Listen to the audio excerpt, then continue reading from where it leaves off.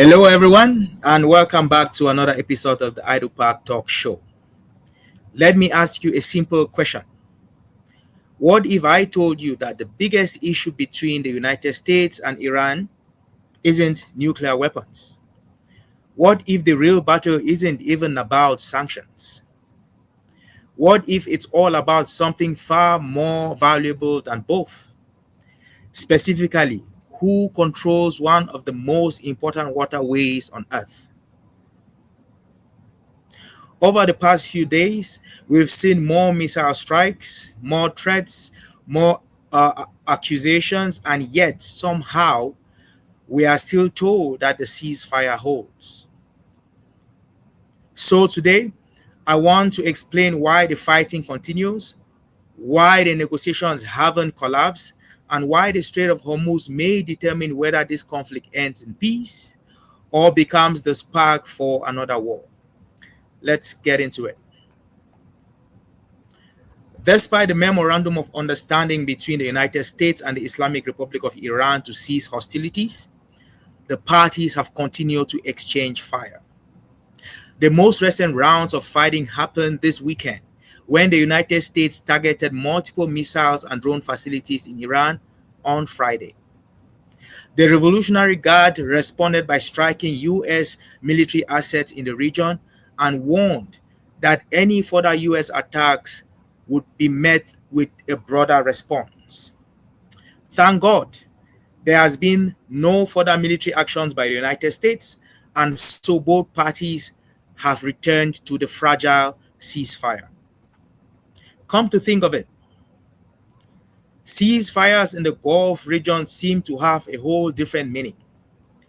While one would normally understand a ceasefire to mean a complete cessation of hostilities, a ceasefire in the Middle East, according to President Donald J. Trump, seemed to mean shooting in a more moderate manner. This moderate shooting seems to be exactly the kind of ceasefire that is being implemented between the United States and Iran, and the same kind of ceasefire that has been witnessed between Israel and Lebanon. At this point, it is important to highlight why the United States Central Command struck Iranian facilities along the Strait of Hormuz. On Thursday, June 25th, the Iranian Revolutionary Guard attacked a Singaporean flag cargo ship named Ever Lovely because the vessel was following what Iran considered an unauthorized route. Iran regards any routes not approved by the IRGC as unauthorized. Therefore, from Iran's perspective, the cargo ship was attempting to use an authorized route to transit the Strait of Hormuz.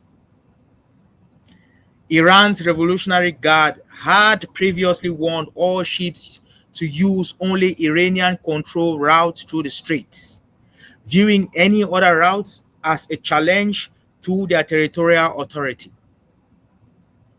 This incident was simply the United States testing Iran's resolve to maintain control of the Strait of Hormuz and demonstrating, or better still, reminding Iran that the United States military is still active in the region and it will continue to try to force Iran to abandon its claim of the narrow waterway. As we have mentioned in previous programs, Iran has found its ability to control traffic through the Strait of Hormuz to be a powerful weapon, a leverage more dangerous than a nuclear weapon because it controls a vital energy corridor. Roughly 20% of the world's petroleum supply and a significant volume of liquefied natural gas passes through the strait every day. Well, that was the situation before the war broke out on February 28th.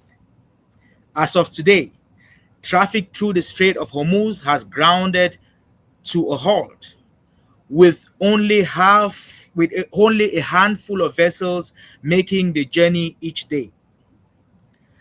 For those of you who have been following this program, it will come as no surprise that the Strait of Hormuz remains the single biggest obstacle to peace between the United States and Iran. The future of the Strait has become one of the most contentious issues between the parties. The fallout in the Strait is one of the unintended consequences of the Iran war. Iran has used the conflict to consolidate its hold on this narrow waterway, and by the time the United States realized the strategic advantage it had handed Iran, it was already too late to reverse the outcome. If you were looking for evidence that the United States lost something during this war, here it is. Article 4 and Article 5 of the Memorandum of Understanding, in my opinion, reinforces this reality. Those provisions appear to recognize Iran's role and legitimacy in controlling the Strait of Hormuz. The United States lost the Strait of Hormuz to Iran during this war, and it has been trying to reverse that loss ever since. America has traditionally had its way in the Middle East. Think Afghanistan, think Iraq. Iran, however, has proven to be an entirely different beast. The reputational damage of seeing a third-tier power retain control of the Strait of Hormuz is evident, with the American empire doing everything it can to reverse this reality. Iranian control of the Strait of Hormuz will remain a symbol of America's declining power and influence in the world. The first step towards ever reaching a peace treaty between Iran and the United States begins and ends with how the issue of the Strait is managed. The parties will never begin to seriously address the more substantive issues of Iran's nuclear weapon without first reaching a compromise on what happens in the Strait. Will the United States abide by the articles it agreed to in the Memorandum of Understanding, or will it continue to violate Article 4 and 5, thereby undermining the Persian Gulf Strait Authority, an agency created by Iran and charged with managing navigation through the Strait of Hormuz? One could argue that Iran has already made a good faith compromise regarding tolls for shipping using the waterway. Iran has agreed not to charge any tolls or transit fees during the 60 days negotiation period. After those 60 days expire, however, Iran believes it has the right to, together with Oman, to begin charging fees for the use of the Strait. I have argued before that the leverage Iran gained from controlling the Strait of Hormuz is greater than any weapon it has. So the question becomes, will Iran give up the leverage for the sake of peace? Based on the posture Iran has adopted, the answer appears to be an obvious no. This seems to be the hill Iran is willing to die on.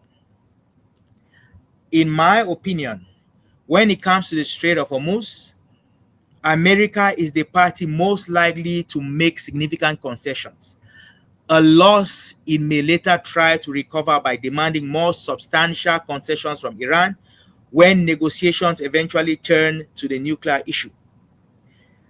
I see accepting a loss today as laying the foundation for future victory. It is not clear to me whether the Trump administration is thinking that far ahead, because everything appears to be viewed as a zero-sum game. It's America's way or the highway. The good news in the midst of all this chaos is that the ceasefire is still holding. Both parties continue, at least to some extent, to move forward with negotiation. Both the American and the Iranian negotiation team are arriving in Doha. Although it appears that no direct meetings have been scheduled between the two sides in the coming days, it is widely believed that negotiations will continue through intermediaries. While the rhetorical battle between the United States and Iran is likely to continue for the foreseeable future, one can only hope that the substantive negotiations will eventually take place. History has shown us that every great peace agreement begins with compromise.